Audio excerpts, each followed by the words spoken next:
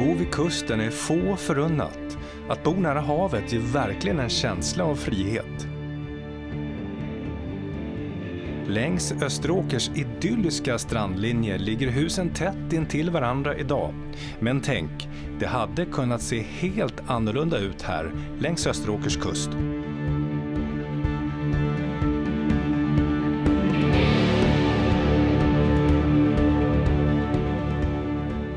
Föreställ dig en skärgårdsmiljö där vägarna ner mot havet är stängda för alltid, blockerade av höga grindar och militära varningsskyltar som förbjuder all passage.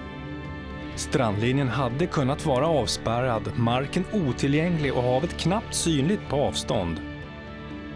Sandstränderna kunde ha ersatts med långa kajanläggningar med förtöjningsplatser för örlogsfartyg som jagare, fregatter, ubåtar och andra militära fartyg. För strax innan andra världskrigets utbrott fanns det långt gångna planer på att etablera Stockholms nya örlogsstation i Österåker norr om Stockholm. Men idag finns inga avstängda vägar, inga stängsel, inga förbudsskyltar och inga kajer. Vad hände egentligen? Varför valde man att inte bygga den nya örlogsstationen här vid Österåkers kust? Och varför placerade man den istället djupt inne i berget på Muskö?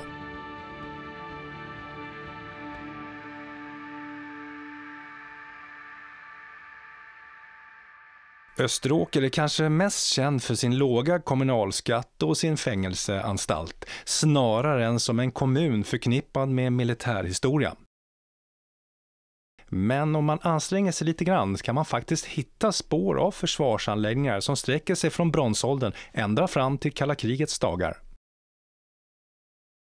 Att Österåker är en skärgårdskommun märks på flera sätt, bland annat genom de många fornborgar som ligger utspridda längs kusten. Deras främsta uppgift var att framförallt att skydda vattenvägarna. Ett exempel är Gottsundaborgen, en gammal försvarsanläggning som en gång bevakade Långhundraleden, en vattenväg mellan Östersjön och Uppsala för omkring 3000 år sedan. Här kan man än idag se raserade stenmurar som tillsammans med de omgivna klipporna skapar lite Ronja Rövardotter-vibe, men det krävs en hel del fantasi för att tolka de här stenhögarna som en mänsklig konstruktion. Tunaborgen är utan tvekan den mest kända försvarsanläggningen i Österåker. På 1300-talet reste sig ett högt torn här och förvånansvärt nog är borgen fortfarande skapligt outforskad. Senast undersöktes den på 60-talet. Då tillkom även ett tak på borgen, vilket definitivt inte hjälper till att framhäva historien. Men det är inte bara gamla stenhögar som finns kvar. Runt hela Österåker finns militära anläggningar vars uppgift var att skydda farleden in till Stockholm, som exempelvis Oskar Fredriksborg vid Oxdjupet i Vaxholm och Siarefortet som skulle skydda inloppet till Stockholm under början av 1900-talet.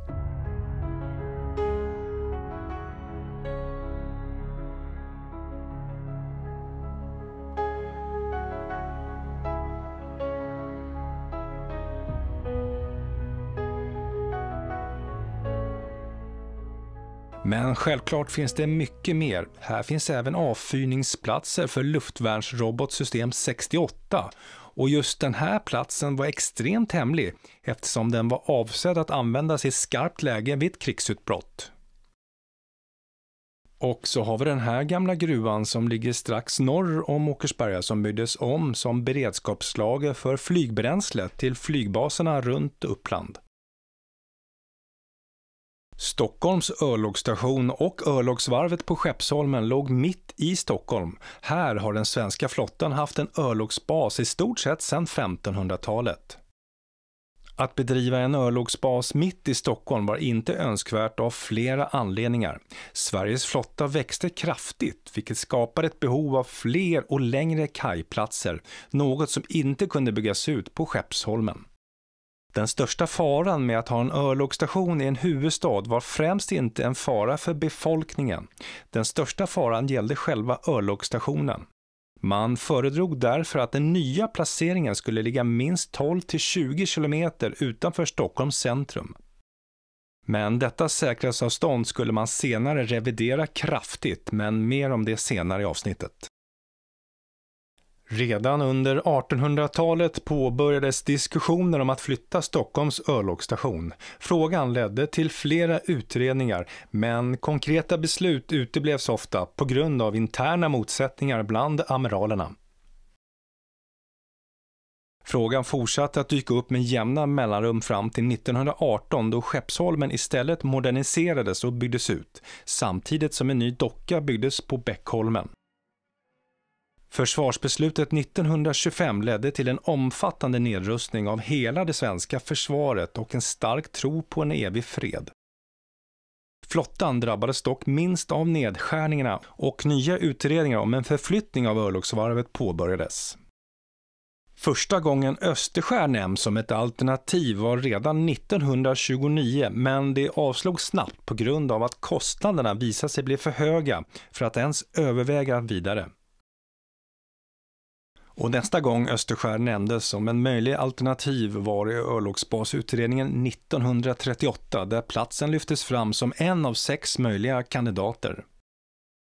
Lidingö framstod då som en stark favorit, men närheten till Stockholm och känslig infrastruktur i närheten som AGA och oljeupplagen runt omkring ansågs vara problematisk. Samtidigt som utredningen fortskred blev marinförvaltningen uppvaktad av privata markägare från Österåker som fått veta att deras mark kunde vara ett visst intresse.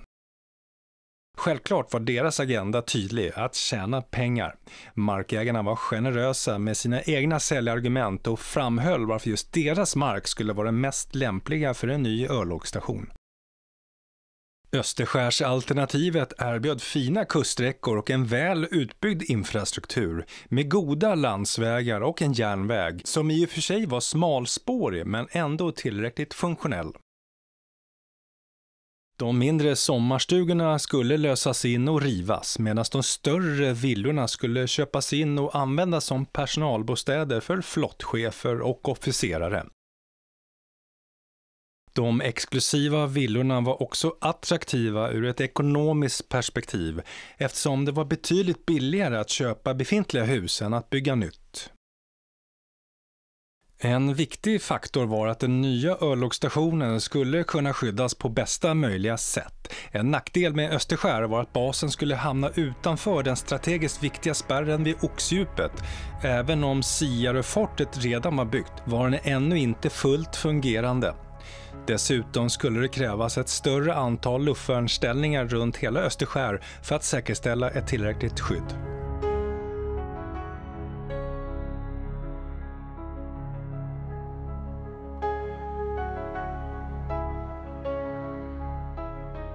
Nu skulle man under våren 1938 börjat undersöka marken runt Österskär. Dessutom utökade man med att rekognosera hela Österåkers kuststräcka från Gregersboda till Näs. Men den norra delen ner mot Vallersvik ansågs vara för brant och kuperad och utfyllnader skulle bli för dyra på grund av vattendjupen. Efter rekognoseringsarbetet föddes flera alternativ som Margretelund och Näs. Minimikravet på önskade kajlängder var cirka 2400 meter och i Österskär skulle man endast få plats med cirka 1500 meter och dessutom var området utsatt för sydostliga vindar. Näsalternativet skulle i och för sig möta kravet på önskade kajlängder, men fartygen skulle knappast kunna få plats att vända i den trånga Täljöviken. Så nu fanns det bara Margretelund som det enda vettiga alternativet om örlogsstationen skulle förläggas i Österåker.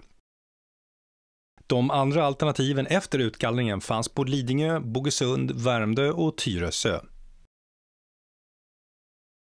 Nästa steg i processen var att ta fram kostnadskalkyler och man tog kontakt med ägaren Åkerhielm till Margretelunds slott. Marken som skulle tas i förvärv uppgick till 630 000 kronor. Ur militär strategisk synpunkt skildes inte så mycket mellan de 6 olika förslagen.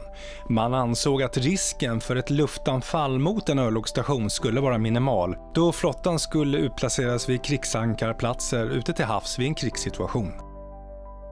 Om man valde alternativet Margretelund skulle behovet av separat luftskydd vara större.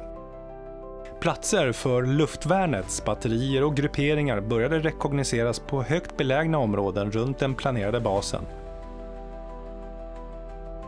Dels i centrala Åkersberga och här vid höjden vid Tråsätra samt på andra ställen runt om i trakten.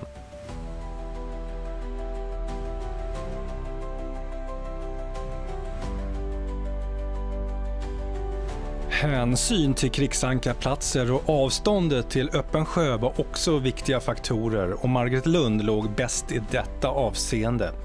Under ofred ville man sprida ut flottan från örlogsstationerna ut i skärgården där fartygen kunde skyddas av branta klippor. De här platserna kallades krigsankarplatser och låg oftast i närheten av kustartilleribatterier. Örlogsbasfrågan var inte bara en strid inom militära kretsar. Alternativet att placera örlogsbasen i Margretelund möttes även av kritik från civila varvsarbetare. Eftersom majoriteten av de här bodde på Södermalm och i Stockholms södra förorter, vilket skulle innebära långa och besvärliga restider. Men i slutändan var det förstås ekonomin som avgjorde. Dessutom är Margretelunds kuststräcka utsatt för både östliga och sydostliga vindar, vilket skulle kräva byggnation av skyddspirar ända från Lervik och ut mot Trälhavsgrunden. Trots de massiva kostnaderna för att bygga skyddspirar långt ute till havs ansåg man ändå att det här skulle vara genomförbart. När det slutgiltiga förslaget lades fram i början av 1939 om var den nya örlogsstationen skulle placeras behövdes många olika faktorer beaktas. Margretelundsalternativet hade sina militära fördelar, men de här ansågs inte väga upp merkostnaden på 23 miljoner kronor jämfört med Erstaviksalternativet i Tyresö. Efter 40 år och 20 olika utredningar landar man äntligen i slutsatsen att Erstavik var den perfekta platsen för örlogsbasen. Kostnaden skulle uppgå till 63 miljoner kronor. Äntligen var striden över. Det snabbt försämrade utrikespolitiska läget under 1939 nådde nu en kritisk punkt och flyttplanerna till Erstavik fick dras tillbaka. Istället riktades all kraft mot att stärka Sveriges beredskap efter krigsutbrottet. När utflyttningsfrågan dök upp igen 1945 förkastade man alla tidiga förslag inklusive Erstavik som ansågs vara det då bästa alternativet. Motiveringen till kovändningen var att ingen av de tidiga förslagen, inklusive Margretelund, omfattade berganläggningar. För erfarenheterna från kriget visade att man behövde skydda sig mot allt kraftigare vapen. Och vid den här tidpunkten började upprustningen för att flytta militär infrastruktur ner under jorden. Olika nya förslag på bergsanläggningar dök upp, bland annat genom att bygga en örlogsbas i berget i Nacka. Ett förslag som snabbt avslogs på grund av närheten till Stockholm och dålig bergtäckning. Dessutom vill man hamna utanför Oxdjupet som skulle kunna blockeras av fiender i en krigssituation. Med atombombens debut i slutet av kriget skapades helt nya förutsättningar ur fortifikatorisk synvinkel. Avståndet från Stockholm behövdes ökas för att möta atombombens spridningsområde. Och i takt med att vapnen blev allt kraftigare krävdes en ordentlig bergtäckning. Muskö uppfyllde alla krav och 1946 påbörjades de första skisserna på den blivande örlogsbasen inne i Djupskåraberget på Muskö, som blev världens största underjordiska örlogsbas. Nej, det vart ingen örlogsbas här i Österåker. Och tur var väl det, för annars hade varken jag eller många andra flyttat hit och kunna njuta av den här vackra kuststräckan. Som alltid, tack för att du kollade, så ses vi i nästa avsnitt.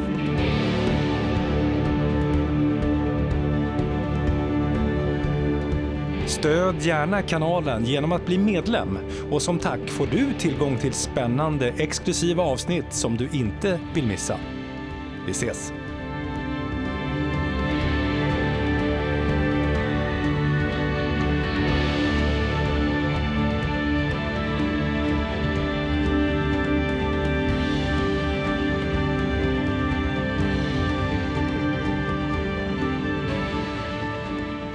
Missa inte det här spännande avsnittet där jag utforskar en välbevarad luftvärnsställning som skyddade Horsfjärdens örlogsstation mot luftangrepp under 40- och 50-talet.